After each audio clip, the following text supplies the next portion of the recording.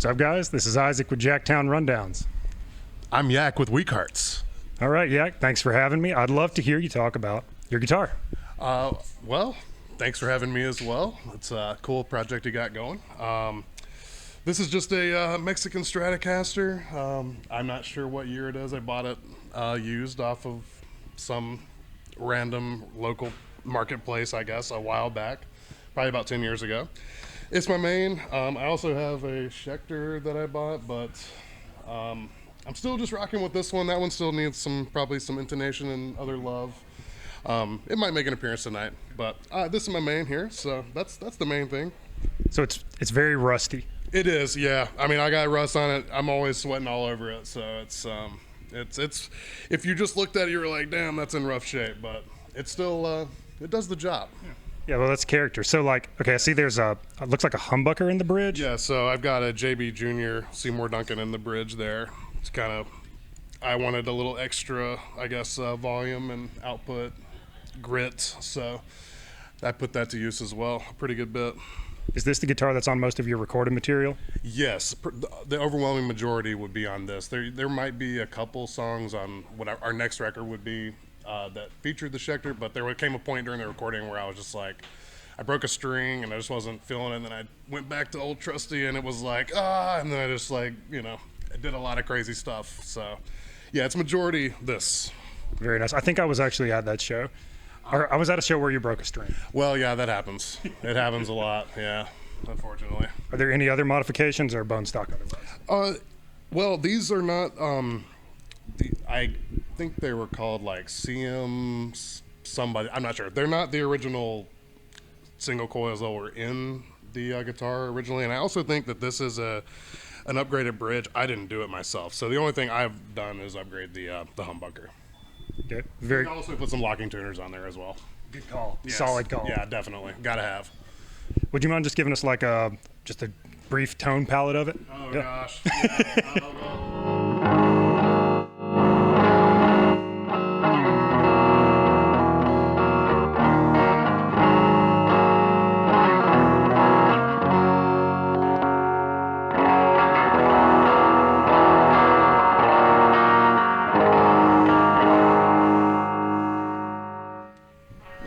Very cool. Middle is kind of suspect. It's actually working right now, but sometimes it just doesn't work at all, and I have to really beat the shit out of it. So there's probably something going on there. It needs a repair somewhere in there, but I actually am. Not many people play a ton on the middle pickup of the Strat, but I am a fan. I'm a fan of the tone myself, but you won't see me use a ton because I'm like, is it even working? So tonight it's working. I don't know. We'll see. Nice. Good omens. Yes, indeed. Unlike our dreams, apparently. Yeah, y'all missed that. We had a kind of a shared dream of our guitars both breaking about the same 3 days ago. Yeah, that's weird. Not good. Not good. So don't touch my guitar. Anyway, I'm just kidding. You can touch it. Maybe that'll help it. That's a good point. Would you like to talk about the Schecter any, or kind of going over since you don't really use it much? It's a super Strat. It's got the dual humbuckers. It's mahogany. I assume this is an ash body. Ash with maple and ebony. It's a pretty sweet guitar, I won't lie. I did a lot of research to get that one in there, but I won't. I mean, we don't have to belabor the point on that one. Cool. So if you're good, I'd like to talk about your pedal board a little. So the first thing I see is that's the Paul Gilbert pedal. It is indeed. Yeah, that's my always on these days. So you're running the amp pretty clean, I imagine? Yeah. Oh, it is completely clean, except I just turned the EQs all the way up pretty much. Back the bass off a tad, but yeah. Well, while we're back here, I was talking to JW about this. A very loud amp. It's on currently barely over 2. Yeah, and it's still blasting us out. I'm like, am I too loud? And it's only at 2. Yeah. Awesome. It's an issue. I think it's a good thing. It's fun when you turn it up, but you're like, well, I'm going deaf soon. Worth. That's what we do. I guess that's why we do this. Rock and roll. So I know we're probably limited for time, so let's real quick talk about your pedals. We talked about the Paul Gilbert pedal. Big fan of that. I didn't know what that was. It was the look that caught me at first, and I was like, that's cool. And I'm a big fan of JHS, obviously. I had to take a bunch. I had too much JHS. I was like, this is absurd. My reverb was JHS. So anyway, yeah, I also have the Pack Rat on there that I use a little bit, which is a all rat in one box, but also by JHS. The Pog octave pedal, big fan of that one. That's it comes in handy. Probably my favorite on the board right now is the Wazacraft Chorus. I mean, I use it a lot of times in solos just because like an added texture, but I love that one too. So, and then there's just a basic TC Electronic, the Prophet, for some delays. Mainly just using it for like slapback stuff right now. So, it's pretty basic right now. I'm thinking about adding and maybe subtracting, but as always, as you know. Always in flux. Indeed. So the two questions I have for you is, which setting are you using on the Rat? Right now it's on turbo. So I have used it in every other setting. Well, not everyone. There's a few that I've used, and I like change it all. Like it's like I go in phases. So it'll be like, I like this, and then I'll be like, this is too harsh. I'm gonna go to the next one. But I found a nice little setting in there for the turbo. Although if I cranked it right now, I probably haven't edited the sound, so it's probably.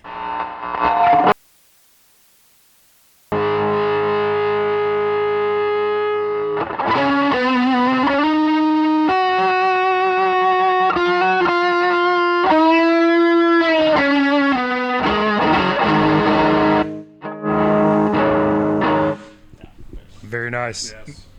My final question is, when do you use the Pog?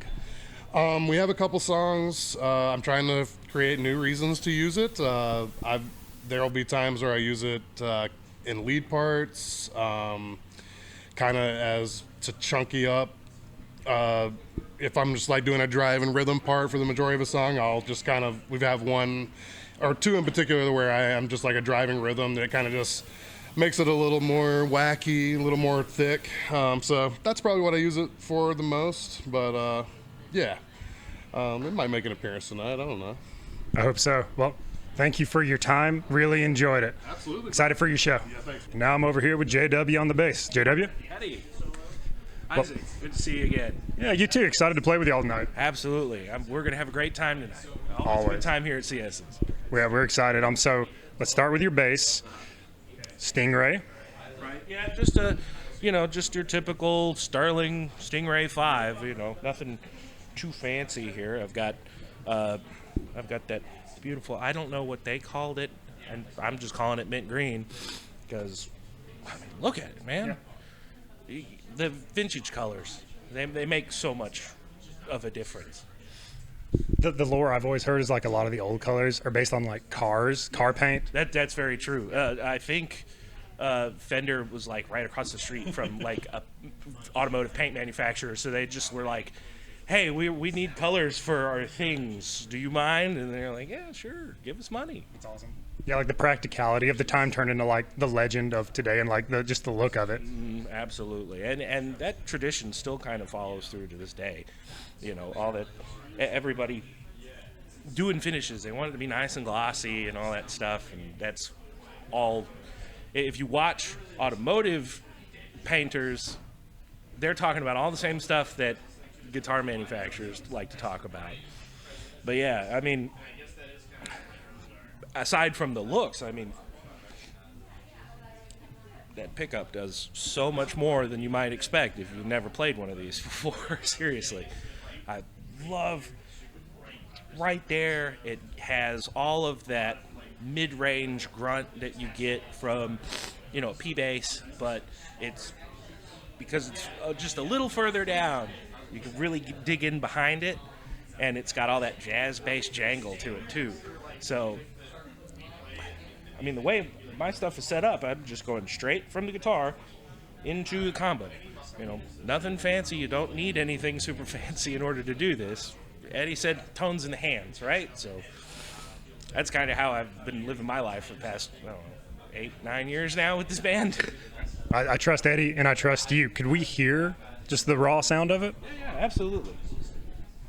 What do you want, low or high? Let's start low. We'll start low? Okay. We'll hear this a little later on. Turn it up.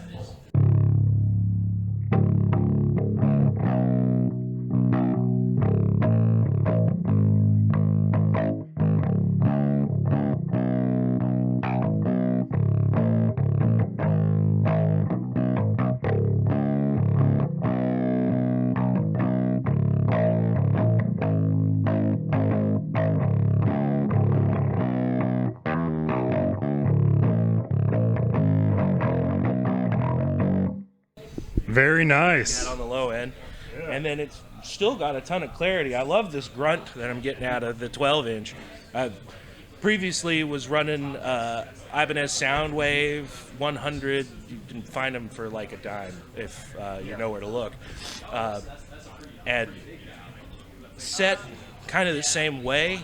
That 15-inch speaker, as much as I love the kind of low-end grunt, that's not always appropriate in this band. So 12 inches now, and it definitely has more of that, mid-range presence that I'm looking for. Dialing in it at practice the other night, I'm just thinking, I'm looking for the buzzsaw. You know what I mean? And I think we got it. Yeah, it sounded really good. And so, like, with the 5-string, too, obviously. So, like, you want some projection or it's just going to get muddy, right? Right, absolutely, yeah. If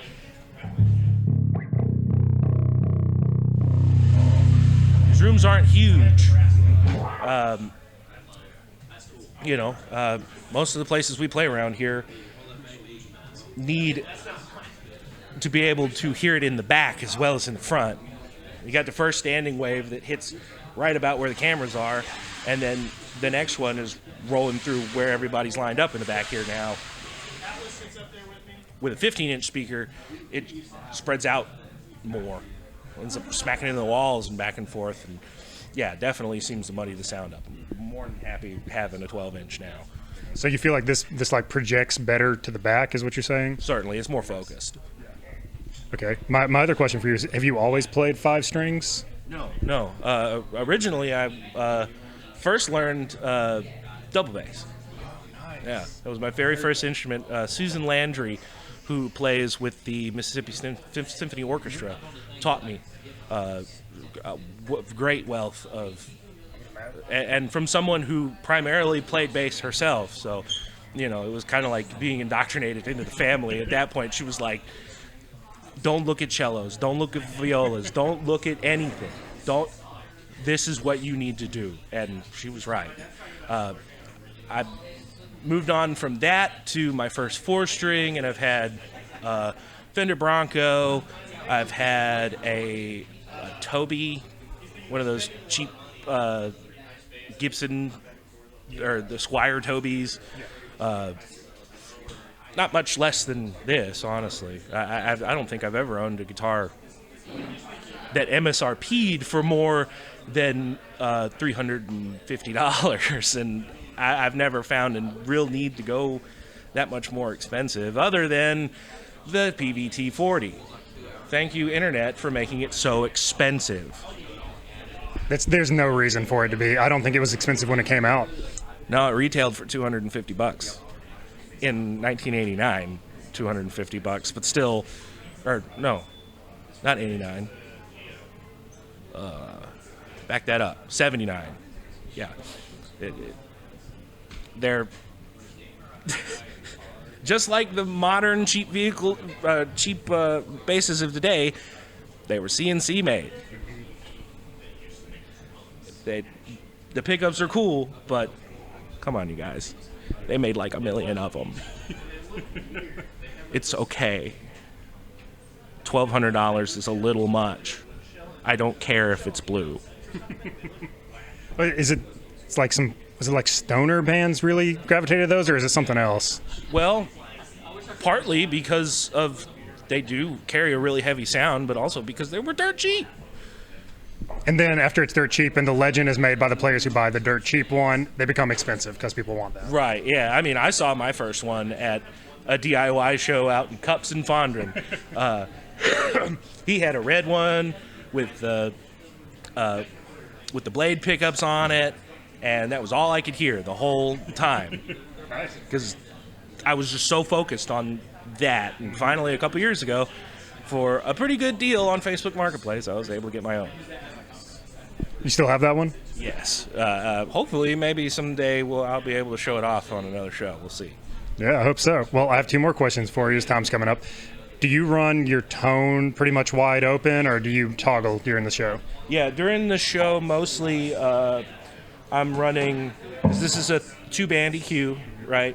All the preamp stuff on the amp itself is already set, and then I've got tone, which I tend to keep fairly high, treble, which I keep turned all the way up, and then I center the bass and when I need the extra grit. So right now, this is kind of what I would consider the clean tone.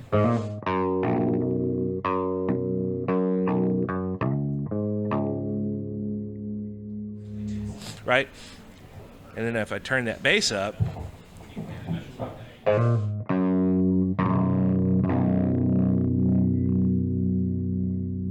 can hear it in the ceiling. right, which is what I want. Very cool. Okay, one last question.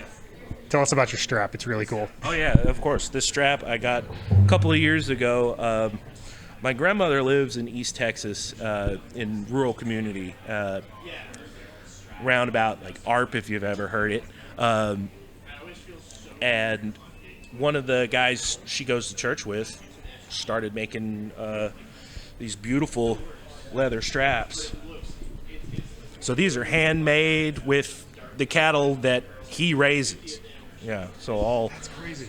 the closest thing you can get to sustainable leather as you could possibly imagine.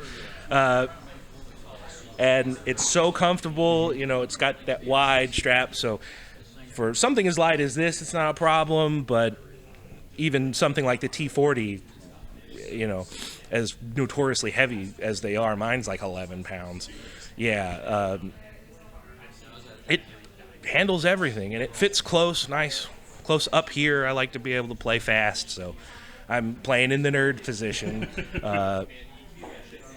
But so does Victor Wooten. So I'm not arguing. if you got a problem with it, go talk to Victor. That's all I'm saying. I trust Victor. Well, thank you so much, JW. Looking forward to y'all's show tonight. Isaac, so much. Thank you.